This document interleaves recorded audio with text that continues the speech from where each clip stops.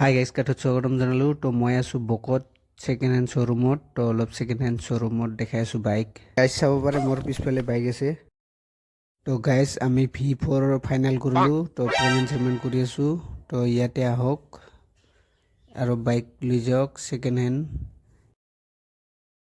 Guys ইয়াতে আহক, ইয়াতে ফাইনেন্সৰ ফেচিলিটি আছে। তো ইয়াতে আহি কেনেকৈ অলপ চলপ ডাউন পে'মেণ্ট দি কেনেকৈ লৈ যাওক। গাইজ অলপ বাহিৰৰ পৰা দেখাই আছোঁ। এইফালে গোৱালপাৰাৰ পৰা আহি এইফালে গুৱাহাটী চাইড যায়। তো এইফালে বাহিৰতে সাজাই থৈছে বাইককেইটা।